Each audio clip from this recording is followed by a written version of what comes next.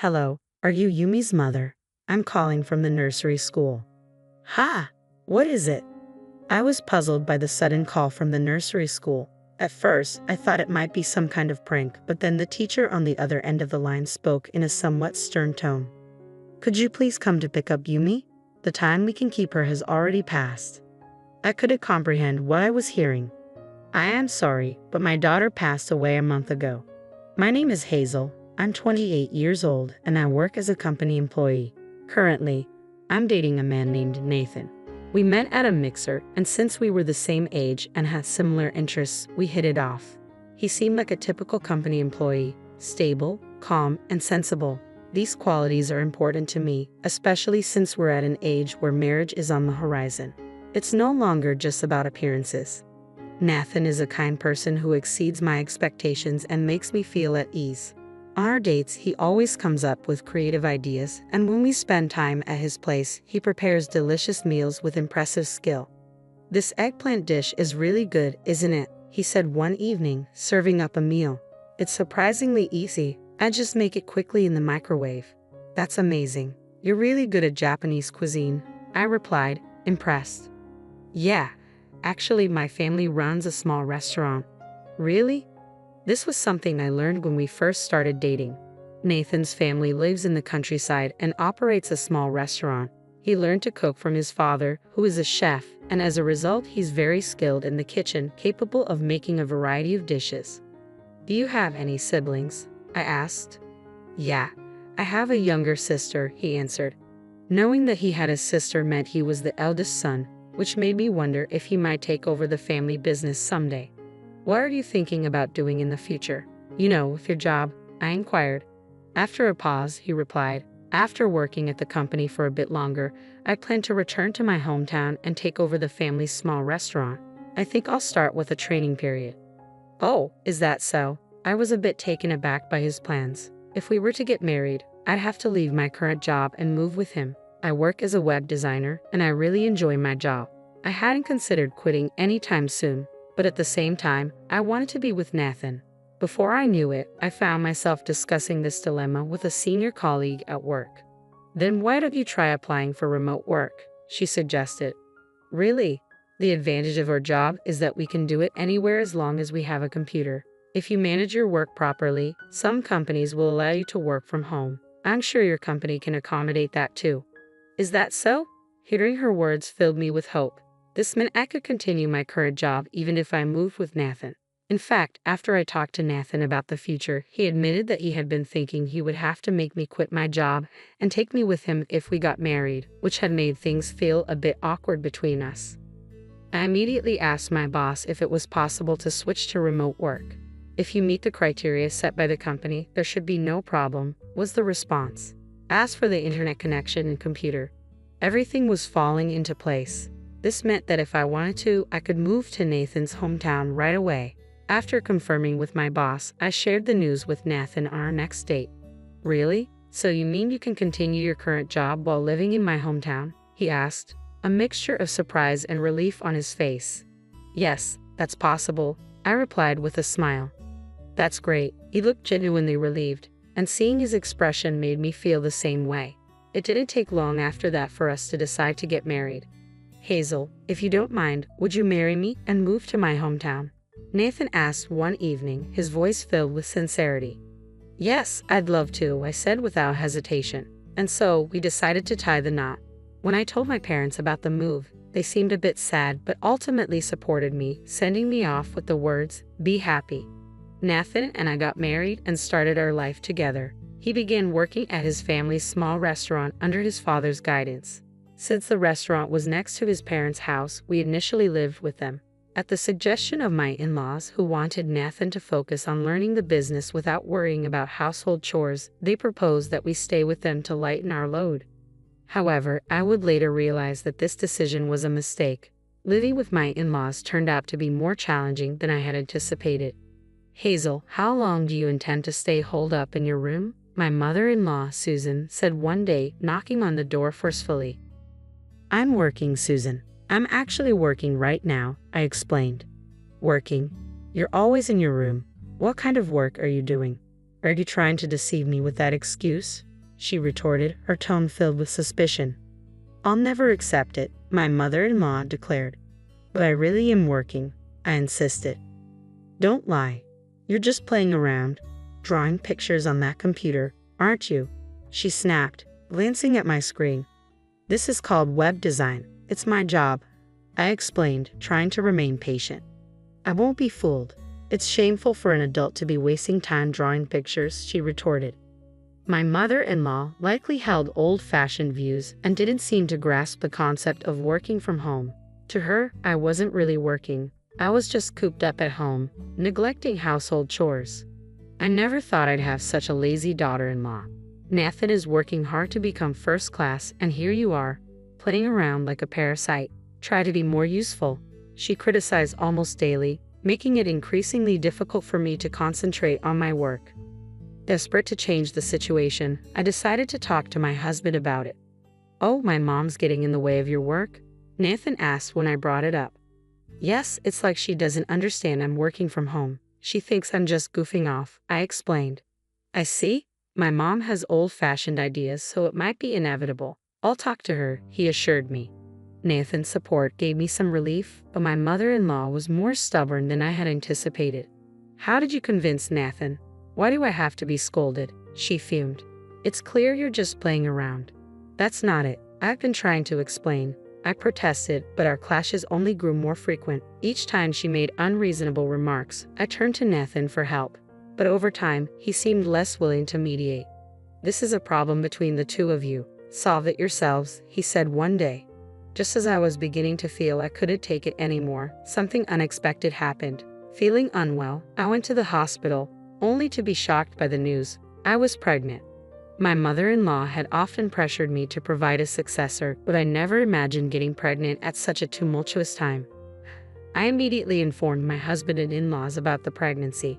The news took everyone by surprise, but my mother-in-law was especially stunned. Well done, she said, clearly delighted. Both my husband and father-in-law were happy too, but my mother-in-law's joy was the most apparent. Since then, she had become much kinder to me.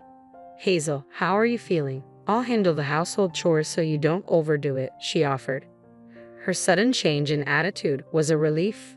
The scolding and bullying that had once been a daily occurrence stopped, and instead, she became supportive and caring about my health. It was comforting to have the previously confrontational mother-in-law offer me support during this challenging time. Despite the initial strain on my relationship with my husband, things began to improve, and our bond grew stronger. I settled into a stable condition as I prepared for childbirth. However, a new issue emerged during this time. Sometime after the news of my pregnancy, my mother-in-law asked, "By the way, can you tell the baby's gender yet?" "Yes, it's a girl," I replied honestly. Her face fell with disappointment. "A girl? It should have been a boy. Our restaurant has always been passed down to males. Women inheriting such businesses is unheard of." I tried to reason with her. That's unacceptable. Nowadays, women can inherit businesses too. Her response was harsh. Don't try to justify yourself with your strange values. You're clearly not suited for this. Although my father-in-law and husband were slightly disappointed that the baby wasn't a boy, they weren't as upset as my mother-in-law. However, her disapproval quickly turned into hostility. Having no heir means you're worthless. How long are you going to stay in bed? Get up and do some housework, she demanded. I'm sorry, but I've been really sick with morning sickness, I explained. Don't be so spoiled. Pregnancy is not an illness. Get moving, she shouted as she came to wake me. Facing both poor health and harsh treatment, I decided to go against my in-laws' wishes and return to my parents' house for the birth. Spending time at my parents' home felt like a long-awaited relief. While I found great relief both mentally and physically during my time at my parents' home, it was clear that my stay with my in-laws had been a significant source of stress. After some time at my parents' place, my daughter was finally born. My husband and I had chosen the name Yi for her, and she was absolutely adorable. I made a firm promise to protect her with all my heart. Perhaps because the hospital where I gave birth was in my hometown, none of my in-laws visited. Not even once. I had hoped my husband would come, but he couldn't make it due to the restaurant's demands. After resting and regaining my health, I decided to return to my in-laws' home, but I quickly regretted it. My mother-in-law greeted me with an angry expression. You've taken your sweet time bringing back my grandchild. Why the delay? I'm sorry, I needed some rest, I explained. Rest? We've been incredibly busy. What do you mean by busy? She retorted. The restaurant was featured in magazines and on TV, and we've been fully booked every day. I even had to help out there, I said. I see. That's why I need you to come to the restaurant immediately, my mother-in-law demanded. Feeling overwhelmed, I saw no other option. My husband also urged me to help, explaining that the restaurant was in trouble. Reluctantly, I put my daughter in daycare and began assisting at my in-laws' restaurant.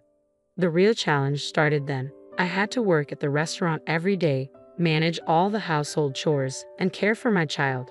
My health was deteriorating, and on top of that, I was subjected to constant verbal abuse from my mother-in-law, which pushed me to my mental limits. Amidst all this, one day, I suddenly collapsed and was diagnosed with a stress-induced gastric ulcer. After regaining consciousness, I explained my situation to the doctor, who advised that I would need a longer hospital stay than usual. When I informed my mother-in-law, her response was devoid of concern. What a troubled woman, she said dismissively over the phone.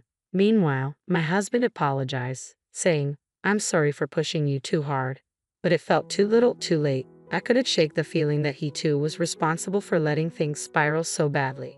During my hospital stay, Rose, who worked at a small restaurant, came to my aid. I'll take care of you, she said. I'll handle the drop-offs and pickups for your daughter. Thank you so much, I said, deeply relieved. Rose's help with daycare was a lifeline, allowing me to focus on my recovery with some peace of mind. However, a few weeks into my hospitalization, I received a frantic call from my husband. Hazel, please calm down and listen. Yumi, she's died. She was caught in a big fire and her body couldn't be saved.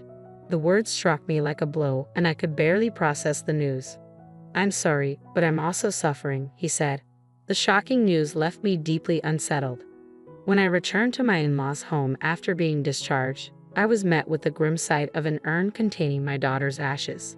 Overwhelmed with grief, I was further stunned by my husband's next statement. I'm giving you this urn and asking for a divorce. I can't continue our marriage with the loss of our daughter and the ongoing issues with my mother. I understand if you're fed up with the situation. I am, I said. I'm done with your mother's bullying and your inability to protect me. I'll leave. Determined to move on, I decided to leave my in-laws' home and pursue a divorce. When I returned to my parents' house, their warm welcome provided a much-needed source of comfort in the depths of my sorrow. When I explained my situation to my company where I had been taking time off, they were understanding and allowed me to extend my leave. After a month of rest, I received an unexpected phone call. Hello, is this Yumi's mother? This is a staff member from the nursery. Why are you calling? I was initially puzzled and thought it might be a joke. But the voice on the other end was stern. Could you please come and pick up Yumi? It's past the time we can keep her. Confused, I replied, I'm sorry, but my daughter passed away a month ago. The teacher's tone shifted to anger. Why would you say such a thing? It's unthinkable to neglect your own child. Please come quickly. Overwhelmed by their reaction, I rushed to the nursery. To my shock, I found Yumi there, alive and laughing joyously. The relief of seeing her safe was immense. A teacher approached me, clearly having realized the misunderstanding. We were told by your mother-in-law that you were too busy to pick up Yumi, so she's been bringing her here daily. Hearing that my mother-in-law had falsely claimed Yumi was in my care while she was actually alive at the nursery filled me with rage. My contact information was listed as the emergency contact, which is why the nursery had called me. My husband and father-in-law had deceived me, and I was furious. Taking Yumi, I returned to my parents' home. As I settled in, I received a call from an unknown number. It was my mother-in-law. Why did you take Yumi back without permission? She yelled. I retorted, why did you lie about Yumi's death? I found out she was alive and left at the nursery. If you all want to lie to make things easier for yourselves, that ends now. I will raise my daughter myself. Do as you like, but don't contact me again. My mother-in-law was silent and then hung up. Fueled by anger, I resolved to uncover the full truth about the situation. I went to my in-laws' house armed with important documents. What are you doing here? My mother-in-law asked, visibly surprised. That day, the restaurant was closed and the whole family was at home, including another key person. I've come to discuss the affair between Nathan and Rose, I said. The mention of the affair visibly shook my in-laws. Affair? What are you talking about? My ex-husband asked, his face paling. I presented documents proving that Rose was pregnant and that Nathan was the father. According to these, Rose was pregnant around the time I gave birth. While I was in the dark, you two were involved in an affair that led to this pregnancy. To cover it up, you lied to me about Yumi's death. Their faces turned even whiter as they absorbed my words. I'm relieved that Yumi is safe, but I will be demanding compensation for my mental distress and child support, I declared. My ex-husband began to apologize profusely. I'm truly sorry. It was wrong. This was all my mother's idea, and I was against it. We intended to put Yumi in a child welfare institution. Child welfare institution? What are you talking about? I demanded. He revealed a shocking truth. The plan had been to fake Yumi's death and place her in a child welfare institution to avoid paying compensation and child support. My anger reached its peak. I'm truly sorry. Please, I beg you to overlook the compensation and child support, he pleaded. There's no way I can forgive that. I'm going to sue you. Be prepared, I replied, and left the house. Following these events, I demanded compensation from Nathan and Rose and sought child support from my ex-husband. I also detailed the situation to neighbors, regular customers of the restaurant, and mothers from the nursery school. The scandal spread quickly, tarnishing my in-laws' reputation. As word spread on social media and even new customers who had heard about the restaurant through magazines stopped coming, the family's small restaurant was forced to close within a year. It felt like just deserts for their despicable actions. Meanwhile, I continued working from home at my parents' house, focusing on raising my daughter. She's growing up well, and both my parents and I are delighted to see her thrive. I plan to keep working hard for her future.